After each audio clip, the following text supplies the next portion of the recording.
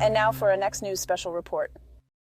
Now we have some breaking news that may shift your understanding of how the balance of power and privacy is tipping in this country. Picture this. You're conducting a perfectly legal transaction from the comfort of your home, not knowing the government has singled you out to be reappraised. Their reasoning? You've used MAGA or Trump in your transaction. No more innocuous than that. The terrifying reality, your private transactions may be under the microscope simply for using terms marked as political expressions. Well, now, if that isn't a bridge too far, we have Vice President Harris stating that our freedoms are directly at stake with Trump's potential re-election. This is as hot as it gets, folks, and we're just getting started. Believe me, you don't want to miss our final thought on these startling developments. Now, before we dive deeper, I do want to take a moment because there is something I need to share. It's impressive. No, it's not a miracle pill, but it's a special type of collagen. When it comes to anti-aging, it works wonders. Think of it as a pro-freedom, pro-youth ingredient in the battle against visible signs of aging. Now, we all want to uphold our essential freedoms, right? Well, similarly, your skin needs the freedom to rejuvenate, to stay elastic, and to combat aging. And our incredible sponsors understand this, as few do, and that's why they aren't just offering a mind-blowing 53% discount, but a host of free other bonuses as well. So place your order at healthwithgary.com and join the tens of thousands of 5-star reviews. Now let's get back to navigating the tide of our freedoms. The black and white interpretation of recent directives by federal officials is that they're reaching too far, infringing on privacy and shattering the concept that legitimate private transactions should remain so. Reviewing transactions flagged with MAGA or Trump potentially casts a shadow of suspicion over honest American citizens. You want to support your chosen candidate or buy merchandise, and the federal government brands you a person of interest. Such stipulations are draconian, to say the least. Now take a look at what Jim Jordan has to say. Is this not a constitutional violation, unreasonable search and seizure? Yeah, now in the last year, Sean, we've exposed the censorship where you had big government, big tech, big media, big academia working to censor Americans. Now we have financial surveillance where it's big government working with big banks, big corporations to surveil, to spy on Americans. And so it was big banks looking and searching private transactions using key terms at the suggestion of the federal government to find out what you're buying, what you're spending your money on. Scary stuff. All it looks like, without any warrant, without any legal process, they undertook this as a way to identify domestic violent extremists. And here's what it sounds a lot like. Remember that memorandum in Richmond about pro-life Catholics are extremists because they go to church and they're pro-life and they talk about, protecting human life. That's exactly what these documents sound like. We're right on the front edge of this. We'll see how it all progresses. But it's scary stuff. It's financial surveillance of the American people. Terrifying. The House Judiciary Chair Jim Jordan is attempting to put a halt to this worrying development. He's requested a discussion with Noah Bischoff, the former director of the relevant department within the Financial Crimes Enforcement Network. It's alarming that a portion of our own country's Financial Crimes Department might consider Trump, MAGA, or any reference to the Bible as dangerous. Banks were supposedly asking to assist in identifying transactions of persons of interest based on certain terms and patterns. This raises a troubling question about the erosion of financial privacy and free speech rights in our republic. The federal government's scope of surveillance is ringing alarm bells. Now let's consider this in light of Vice President Harris' recent comments about President Trump. She stated that if Trump were elected again, our freedoms would be at stake. Watch. Well, let's talk a little bit about how you're going to go after the other side. Sure. Because some heavy-hitting Democrats are sounding the alarm behind closed doors. President Obama reportedly has said that he thinks the Biden campaign is too complacent when it comes to Trump. Representative Jim Clyburn has said the campaign isn't breaking through the MAGA wall. Michelle Obama says she's terrified, as we are, about the potential outcome of the election. Now, are you scared, first of all, what could happen if Trump ever became, God forbid, president again? And what are you going to do to stop the crazies? I am scared as heck. Yeah. Which is why I'm traveling our country. You know, there's an old saying that there are only two ways to run for office, either without an opponent or scared.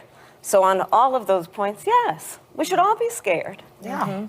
But as we know, and certainly this is a table of very powerful women, we don't run away from something when we're scared. We fight back against it. That's right. Right? We do.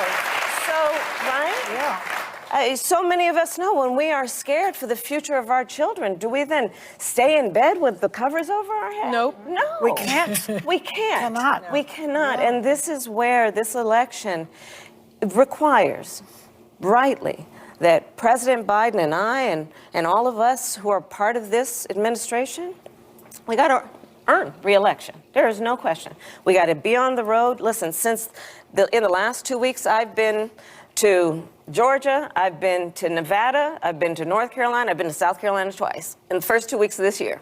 I will be out on the road. We have to earn the re-elect. And we have to communicate what we have achieved. Yes. And that is going to be one of our big challenges. We've done a lot of good work. We need to let people know who brung it to them. An entirely separate issue, Jim Jordan's also reached out to the FBI Director Christopher Wray over the FBI's suspicious move of requesting data from Bank of America on gun purchases made 6 months prior to January 6th. Watch. Did the FBI ask financial institutions to turn over their customers' debit and credit card purchase history in the Washington, D.C. area for January 5th and 6th, 2021? I don't know the answer to that as I sit here right now. Well, we do, because Bank of America gave us this email from the FBI to Bank of America. Well, I am aware that Bank of America provided information to the FBI, but what communications occurred between the FBI and Bank of America about it? Let's read it. To recap our morning call, we are prepared to action the following threshold. Customers transacting debit card, credit card, Washington, D.C. purchases between 1/5/21, 1/6/21. That's scary enough. But then the next bullet point's even more scary. Any historical, capital letters, all capitals, any historical purchase of a firearm. You guys asked financial institutions, at least Bank of America, we think more. Did you guys ask him? Again, I don't have the full sequence of the back and forth. You've got one, looks like you've got one email that I haven't seen before here. So I don't know that I have the full exchange that this. Well, does this email trouble you as much as it does members of the Judiciary Committee?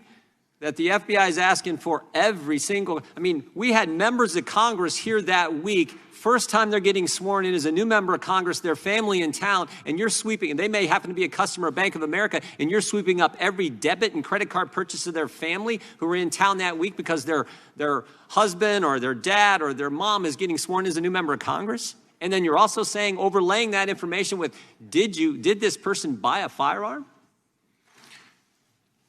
And the question is? I'm just nervous about that. Are you nervous about that? As I think I've testified before, my understanding is that our engagement with Bank of America was fully lawful, but that we recalled the leads that were cut to field Well, if it's offices. lawful, that was my next point. If it's lawful, why did you say we're not going to use these leads? That's what Mr. Jensen testified to when we deposed him, the director of the terrorism unit at the FBI. That's what he testified to. Why did you not use the leads if it was lawful to get the information? Well, there are Chairman, plenty it's 1 minute and 18 seconds over time. there are plenty of times where there are things that we lawfully can do, but that we decide is better that we not do. And I think that's what happened. The idea that Mr. Massey said earlier, the idea that this is lawful, that you can ask this is scary. This is something else we're going to have to change. With that, I would yield to the gentlelady recognize the gentlelady from, for. So it's clear that we're facing challenges on multiple fronts, including our fundamental freedoms. Yet Harris' remarks cast aspersions on Trump supporters, a robust section of the American populace. Identifying a concern about the direction of Trump might steer the country is one thing, but making outlandish claims about the perils posed by a Trump re-election is quite another. It seems the VP is leveraging these comments to strike fear into Americans, a troubling trend in our political discourse. If you got value from this report, tap subscribe. My final thought is next. So as we wrap up, let's underscore the essence of our great republic, the freedom to show support, to voice disagreements freely. If mentioning Trump or MAGA incites undue scrutiny, we're straying from our principles. We can't ignore VP Harris' ominous warnings about our freedoms.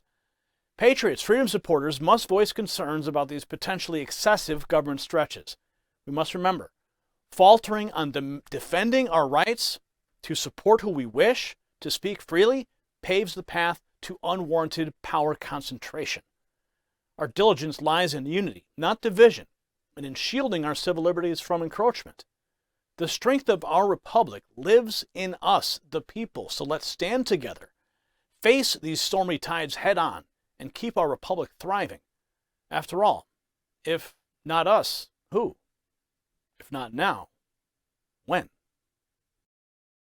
Congratulations, you made it to the end of the video. Now keep up your quest for truth with this next news report. And if you found our channel enlightening, join the millions who agree with you. Tap subscribe. Thank you for watching the Next News Network.